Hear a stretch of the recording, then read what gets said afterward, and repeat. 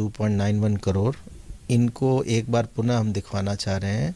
BLO के अलावा जो बूथ लेवल सुपरवाइज़र उनके ऊपर रहते हैं, हर 10 बीएलओ के ऊपर एक बूथ लेवल सुपरवाइज़र है।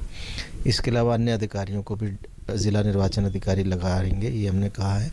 और पैरेलली ये जो पॉलिटिकल पार्टीज़ ने हर बूथ पे एक बूथ लेवल एजेंट नियुक्त किया, उनको भी हम ये लिस्ट दे रहे हैं कि वो लोग भी अपने स्तर पे निश्चिंत हो लें कि ये जो लिस्ट बनी है, जो आइडेंटिफाई किया है बीएलओ ने, इसमें कोई जेन्युइन वोटर ना चला जाए। इतने बड़े पैमाने पर वोटरों के नाम लिस्ट से हटने का असर सीधे सीधे चुनावी समीकरणों पर होगा। इसीलिए राजनीतिक पार्टियों में इसे लेकर जबरदस्त हलचल है। ये सब मैपिंग हो रही है वोटर की, आखिरकार किसका ऐप है? सरकार का है, इलेक्शन कमीशन का है, कि किसी प्राइवेट कंपनी का है? ये तो सरकार कम से कम बताएगी, क्योंकि इतना साउंड टेक्नोलॉजी किसके पास है? सरकार के पास है या इलेक्शन कमीशन के पास है? तो ये तो इलेक्शन कमीशन बताएगा कि मैपिंग ऐप उनका है कि किसी और से बनवाया उन्होंने। और अगर किसी से बनवाया है तो वो किसके सहारे पे काम कर रहा है? क्योंकि यूपी जैसे स्टेट में अगर 5 करोड़ वोट कटेंगे तो सोचिए 5 करोड़ वोट बनने में कितना वक्त लगेगा। समाजवादी पार्टी के गुंडे, अपराधी, माफिया जो बूथ कब्जा करते थे वो कहाँ गए? जो मतदाता है वो मतदाता सूची में रहना चाहिए, और जो मतदाता स्वर्गवासी हो गया है उसका हटना चाहिए नाम। जिसका एक से अधिक स्थान पे नाम है तो उसका नाम एक स्थान पे होना चाहिए। बाबा साहब डॉक्टर भीमराव अंबेडकर जी ने एक मतदाता को एक मत देने का अधिकार दिया है, और समाजवादी पार्टी के एक मतदाता को 1000 मत देने का अधिकार नहीं दिया है।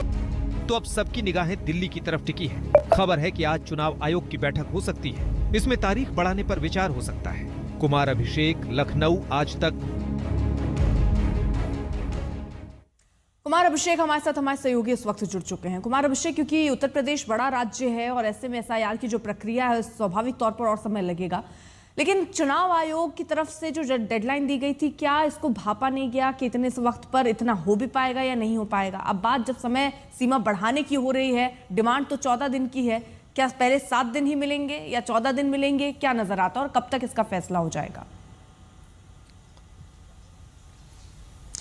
देखिए, चुनाव आयोग से सीईओ ने, जो चुनाव आयोग के मुख्य चुनाव आयोग उत्तर प्रदेश के जो सीईओ हैं, उन्होंने मांग की है कि 14 दिन दिया जाए, लेकिन लगता नहीं है कि 14 दिन मिलेगा। हो सकता है कि 1 हफ्ते का वक्त और मिल जाए।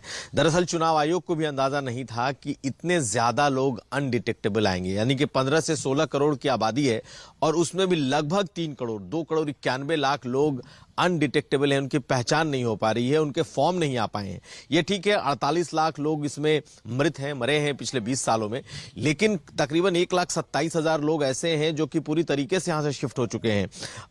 23 से 25 लाख ऐसे हैं जिनके की डुप्लीकेट वोटर्स हैं, और बहुत सारे लोग का अता ही पता नहीं है कि वो कौन है और कहां है। तो इसलिए चुनाव आयोग ने, उत्तर प्रदेश के चुनाव आयोग के सीईओ ने मुख्य चुनाव आयोग को लिखा है पत्र कि भाई आप मुझे थोड़ा सा और टाइम दें ताकि हम ज्यादा से ज्यादा लोगों को ढूंढ सकें।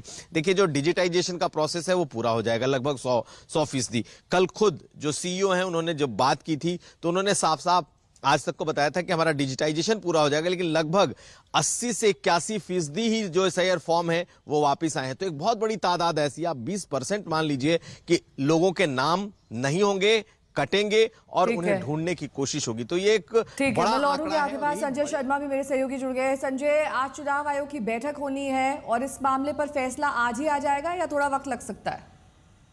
निर्वाचन आयोग का कहना है कि इसमें बैठक करके फैसला लेना होगा, क्योंकि आज कट ऑफ डेट है।